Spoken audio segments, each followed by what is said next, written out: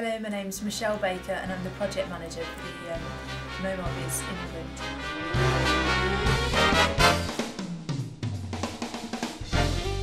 imprint. So this is Power Station Road in Rugeley, and the idea is to include all of these small companies. The major concern for ourselves was car parking, because we engage professional engineers who we can't get them in the catchment area of our locality, so consequently we have to go further afield to attract the talent into our organisation. Some people can be travelling up to 40-50 miles per day. We had an allocation of virtually half the car parking spaces that we need for all of our employees. Mostly a residential area of Cannock, so all of the left hand side is residential, probably the most popular area, and then on the right hand side is ThyssenKrupp, which is the largest employer in Cannock.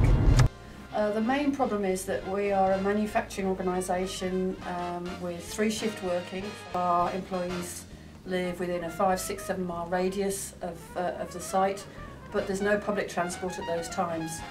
We have limited car parking on the site, so at the shift changeover at the lunchtime, people can't park until the people that are on site leave. Our only way of dealing with that is to pull the shifts apart, so we have 5:30 to 1:30, a gap of half an hour, and then the 10 o'clock shift at night that finishes at 6, there's an overlap. Spend a lot of money to come to work? Me personally now, because it's only up the road. I see. It's a 2-mile journey for me, 4-mile entry. Wife has my car, so yes, car parking is the worst. I see. Could do with better transport links with the buses. Okay. Now buses run this way, early in the morning or late at night. Okay. If we had an early morning bus service and a late at night bus service, I think people would use it, including myself. In his own car and he's on days, he's run very good. Well, why don't you come together then? I don't know. We operate a network of core commercial services in the Cannock Chase area, as well as operating services on behalf of Staffordshire County Council, which are socially necessary services that have been put out to tender.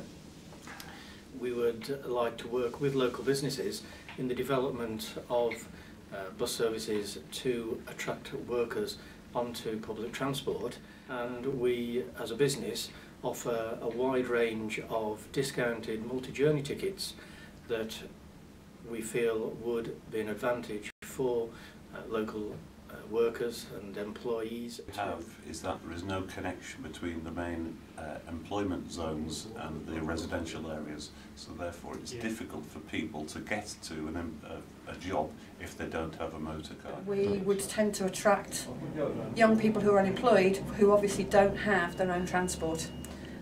So if we could tie this project in with providing transport for high unemployment areas for young people. There's an opportunity here to re-examine existing bus routes and vary them so they can actually run through business estate areas as well as serving residential areas, which obviously makes the bus services viable. So I would say there is a significant opportunity to improve services along Wolverhampton Road and the A5, and I think we can do that by discussing a variation to either the number 1 or the number 2 route, or possibly the 69. If we could have some form of bus route to our site from the North Cannock area, that would enable us to then put the shifts back how they should be, we would stop having the overlap of half an hour that loses production time, and we would get the communication going between the shifts during the day. If we had a better bus system and bus routes, perhaps that would be very, much more productive, but we're not on a bus track at all, actually.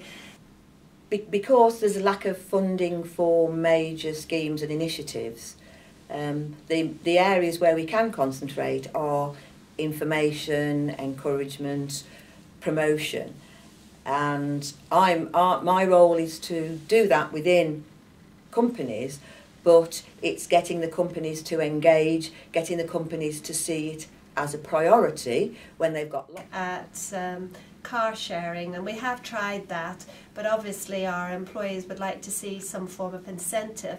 And from our discussions today, I've got some views on maybe how we could do something that would be a sweetener for people to car share. Set up a county-wide car share database, and companies can register free, then their employees can go on and look for someone who lives in a similar area to them and drives a similar journey. I've organised cycle route maps, so there are maps that I will give to companies to show their staff the best routes to cycle into work.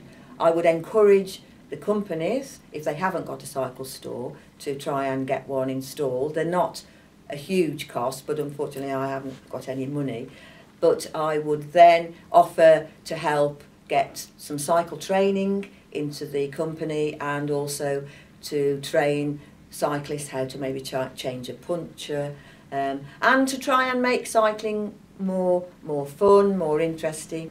I thought the problems that were highlighted regarding public transport were particularly interesting. In my opinion, I think public transport should be subsidised.